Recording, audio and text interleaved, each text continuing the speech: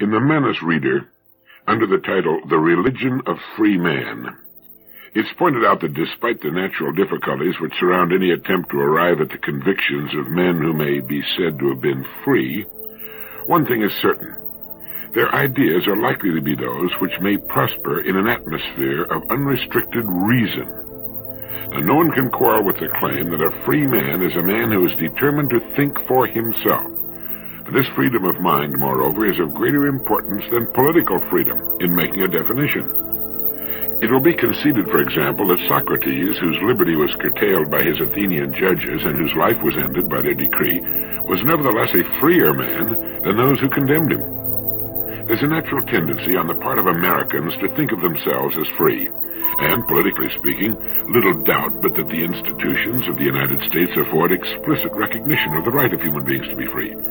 An inquiry of this sort, then, may well begin with an examination of the religion of the men who shaped those institutions. Even if the religion or religions of the Founding Fathers suffer from obscurity, this obscurity may itself be of considerable significance, since the most easily defined religions are not necessarily the best. On the contrary, if true religion is an inward thing, the reverse may be true. One clear contrast between the political leaders of the present and those of the period of the American Revolution lies in their respective relations to the religious orthodoxy of their times. Our present leaders seem to seek orthodoxy with eagerness, as an obligation perhaps of sound politics. The revolutionary leaders, despite political hazards, chose an opposite course. In History and Social Intelligence, published in 1926, Harry Elmer Barnes collected evidence to show that the majority of distinguished Americans in the generation of the Fathers were not even professing Christians. Students in intellectual history have observed that the best single example of the ideas of the Founding Fathers is found in Robert Ingersoll, the great freethinker who came a century later.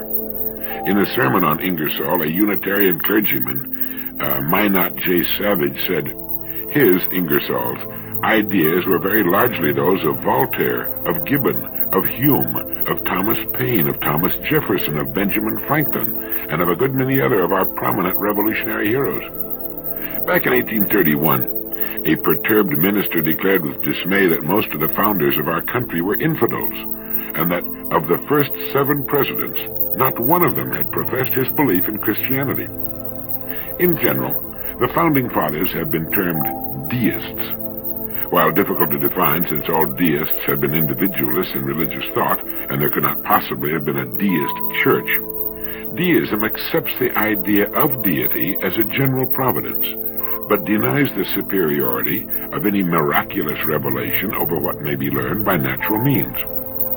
In the presidential campaign of 1800, much capital was made by the Federalists out of Jefferson's notorious free-thinking. Although Jefferson was so great an admirer of Jesus that he edited for his own use a version of the New Testament, which left out all but the moral teachings of Jesus, he was nonetheless attacked by his political opponents as one who, quote, hated Christ and his church, end of quote, and whose daily speech is that of an infidel. But Jefferson did become president, the freedom of his religion notwithstanding. This was one of the greatest of the achievements of 18th century liberalism and the American Revolution. Men of his views a few hundred years before were hunted, persecuted, and burned at the stake for their beliefs.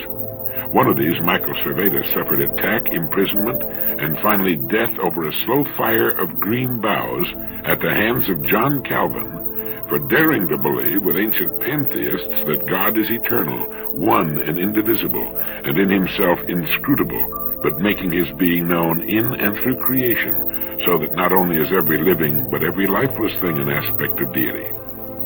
An aspect of Servetus' heresy was the honor he did demand. In the course of a theological correspondence with Calvin, he wrote to the Genevan reformer, all that men do, you say, is done in sin, and is mixed with dregs that stink before God, and merit nothing but eternal death.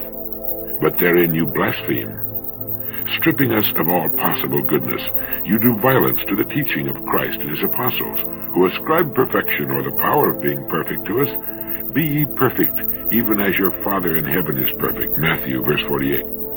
You scout this celestial perfection because you have never tested perfection of the kind yourself, thou reprobate and blasphemer, who calumniatest the works of the Spirit. Servetus was a martyr to Protestant fury. He died at the stake on October 27, 1553, and about a half-century later, on February 17, 1600, Giordano Bruno, Italian philosopher and pantheist, was led into a public square in Rome and burned to death for similar errors. Spinoza, before another century had passed, was to suffer, if not death, complete ostracism by the Jewish community in Holland, again for the pantheistic heresy. I hold, he said, that God is the immanent, not the extraneous cause of all things. I say all is in God, all lives and moves in God, and this I maintain with the Apostle Paul, and perhaps with every one of the philosophers of antiquity, although in a way other than theirs.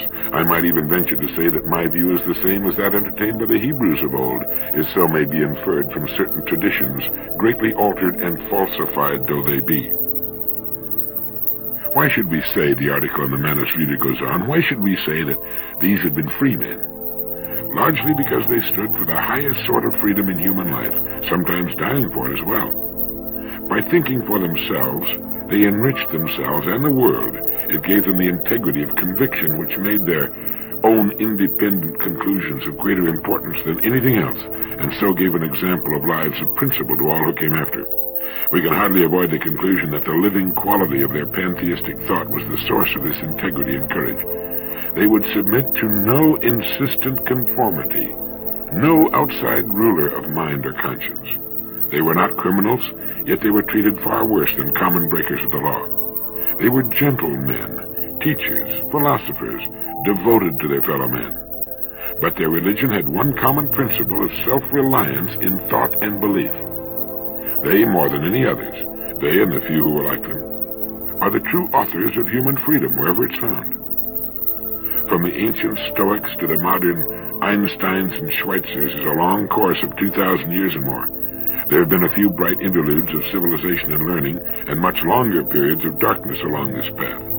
But throughout, the religion of free men changes very little, if at all, in its fundamental expression. It is the religion of men who cherish a secret divinity within, however they name it, and who live in the world, whatever it's like, without fear. Disagreeing with popularly held beliefs, doing your own thinking instead of accepting without question what you've been told to accept, has always been the way of unpopularity and danger. How men love to tell others what to think and believe. Calvin cooked Servetus alive over a slow fire, not because he was an unbeliever. Servetus was a deeply religious man. It was because his religion differed from that of Calvin.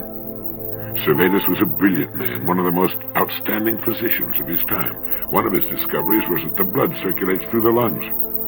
And the fact that his life was taken from him in such an agonizing and barbarous way in the name of religion is a terrible thing to think about. Incidentally, Calvin got him only because he had already escaped from the clutches of the Inquisition, which probably had much the same fate in store for him.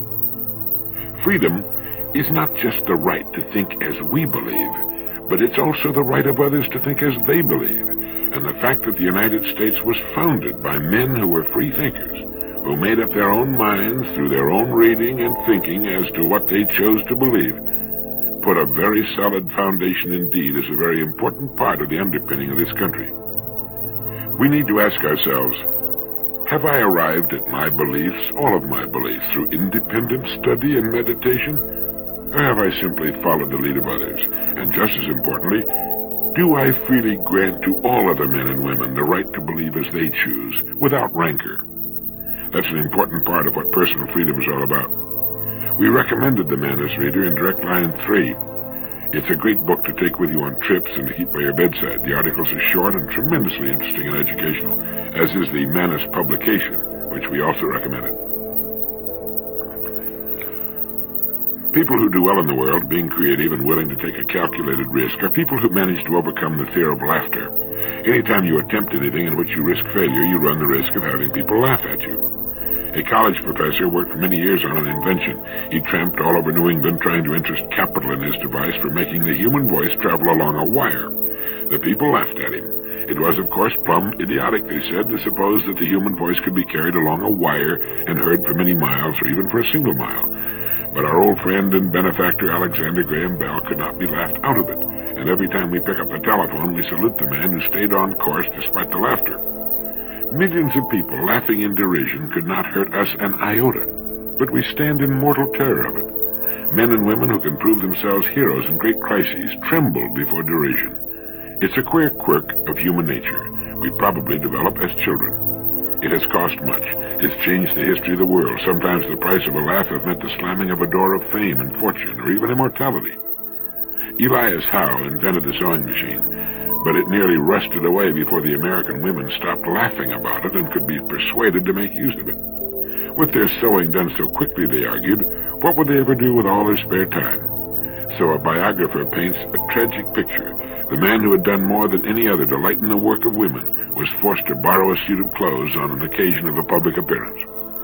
Men are as bad as women when it comes to resisting new ideas. The typewriter had been a demonstrated success for years before businessmen could be persuaded to buy it. How could anyone have letters to write, they argued, to justify the investment of $100 in a writing machine? Only when the Remingtons sold patent rights to the Calligraph Company and two groups of salesmen worked in competition was the resistance finally broken down. Xerography faced the same kind of problem when it was first introduced, and other inventions have had similar battles.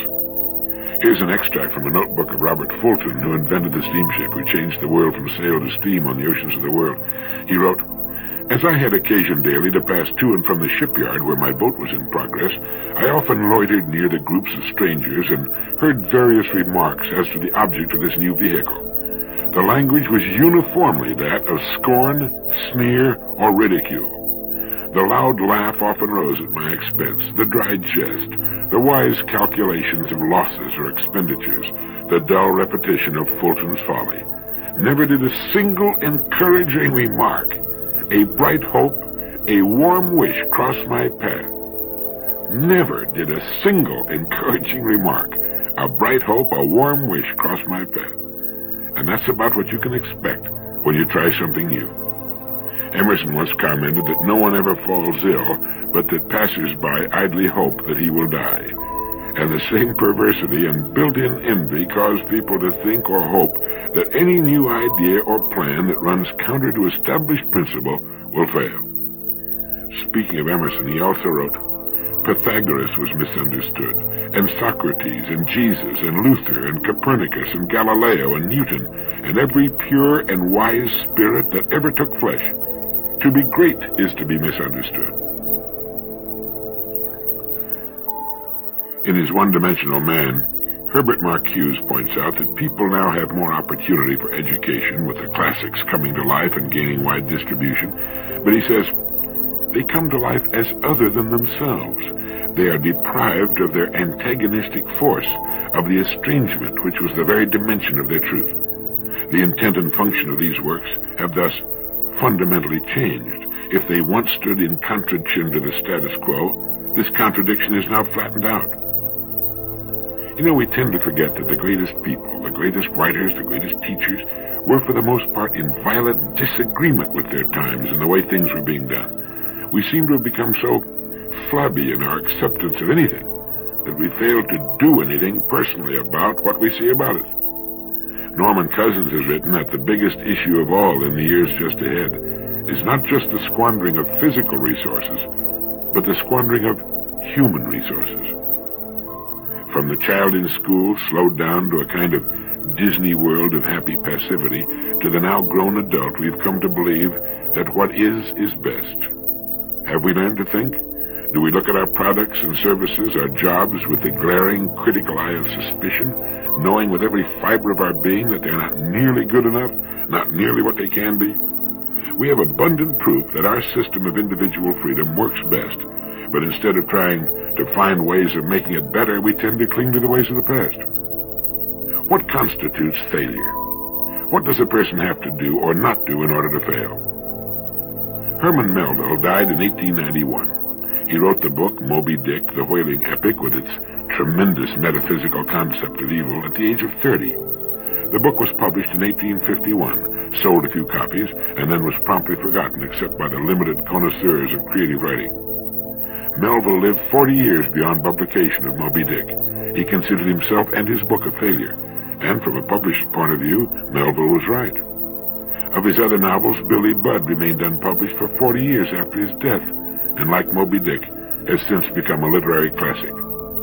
Today, sales of Melville's works run into the millions, but there is no retroactive compensation for the author's troubled soul or shoddy purse.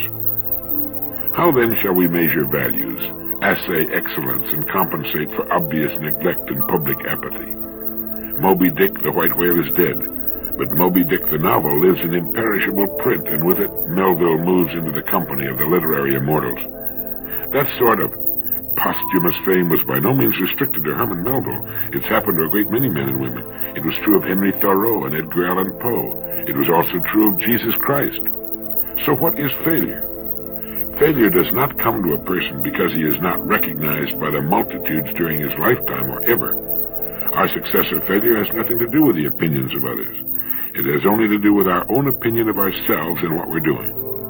Getting back to Thoreau for a moment, when he had to take most of his unsold books back home from his publishers, it didn't seem to bother him at all. In fact, he made the comment that he had a library consisting of over 700 volumes, most of which he had written himself. The only person that can be called a failure is that person who tries to succeed at nothing. Success, as far as a person is concerned, does not lie in achievement. It lies in striving, reaching, attempting. Any person who decides upon a course of action he deems to be worthy of him and sets out to accomplish that goal is a success right then and there. Therefore, failure consists not in failing to reach our goals, but rather in not establishing them. Failure consists of not trying, and certainly Melville and all the others who were not recognized until long after their death were successful during their lives because of the fact that they strove all of their lives and gave to their work the best that was in them. And for every Melville that we read about, there have been millions of men and women equally successful, of whom we'll never hear.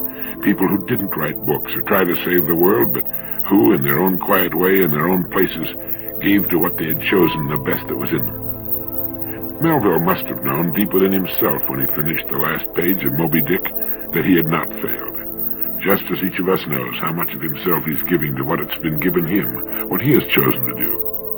As we pointed out in the beginning, among all living creatures, man alone is placed on earth without a built-in book of instructions for successful living. He must create his own world within the parameters of the society in which he finds himself, and he can create a good world for himself if he will become free and look for quality in everything he does, if he will learn to think, if he will examine with faint distrust everything he hears and sees and look for a better way. In whatever field he finds himself, he will say to himself every day, there are better ways of doing this.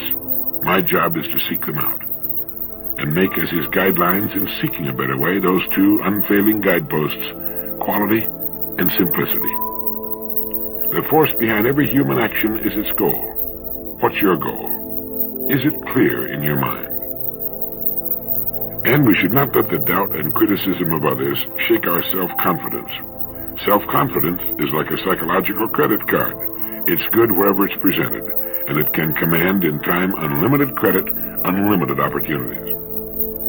And for every one of our problems, there is a corresponding opportunity for a great career in business or in government or the social services.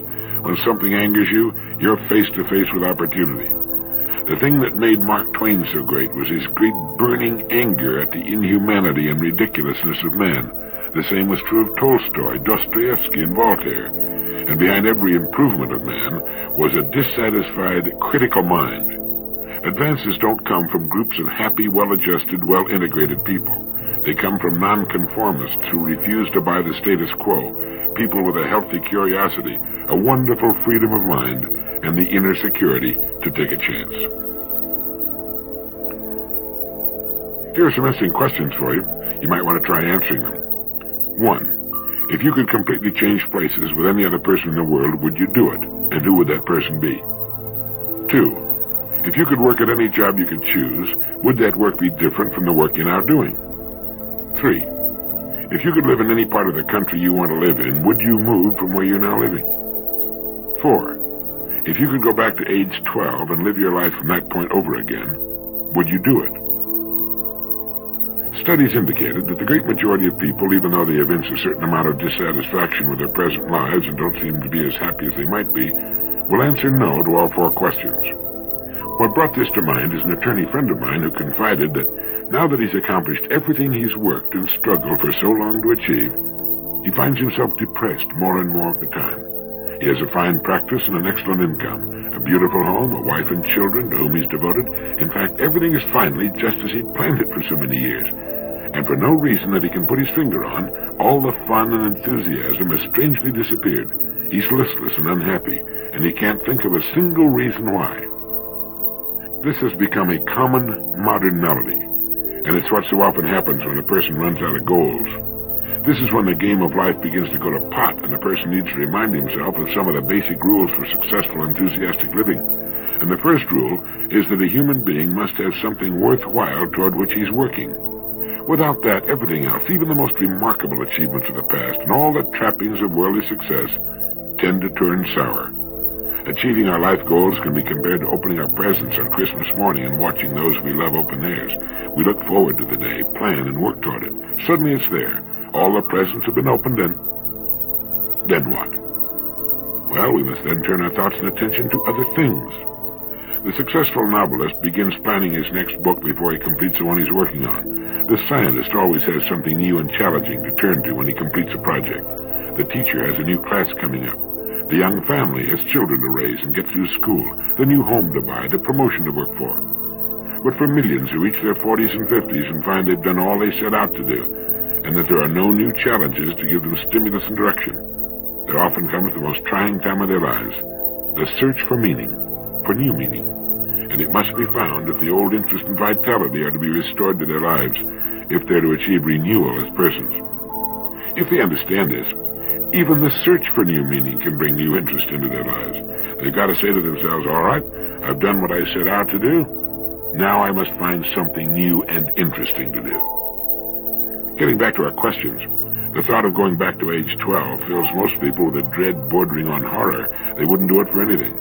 And the upshot of the whole thing is that most people are living lives they themselves have fashioned and have or are getting what they really want, or at least what they're willing to settle for.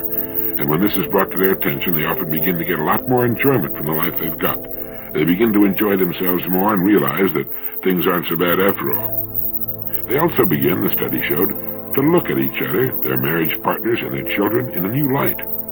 As one man put it, it had never occurred to me before that my wife had, by marrying me, dedicated her entire life to me, our home, and children. This is an enormous commitment, a total commitment.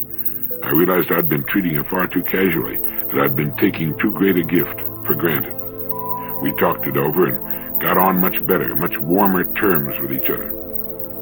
It goes to prove that a reassessment of ourselves and our lives is a good idea from time to time. It makes us realize how much more we can do with the lives and circumstances we've got, how we can improve upon them and embellish them with a little thought and creativity.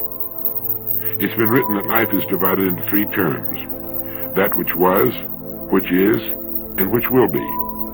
Let us learn from the past to profit by the present, and from the present to live better in the future.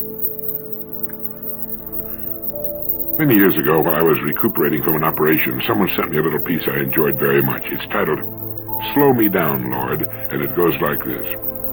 "Slow me down, Lord, ease the pounding of my heart by the quieting of my mind. Steady my hurried pace with a vision of the eternal reach of time. Give me, amid the confusion of the day, the calmness of the everlasting hills. Break the tensions of my nerves and muscles with the soothing music of the singing streams that still live in my memory. Help me to know the magical restoring power of sleep. Teach me the art of taking minute vacations, of slowing down to look at a flower, chat with a friend, to pat a dog, to answer a child's question, to read a few lines from a good book. Remind me each day of the fable of the hare and the tortoise, that I may know that the race is not always to the swift, that there is more to life than increasing its speed. Let me look upward into the branches of the towering oak and know that it grew slowly and well. Slow me down, Lord, and inspire me to send my roots deep into the soil of life's enduring values, that I may grow more surely toward the stars. Thank you.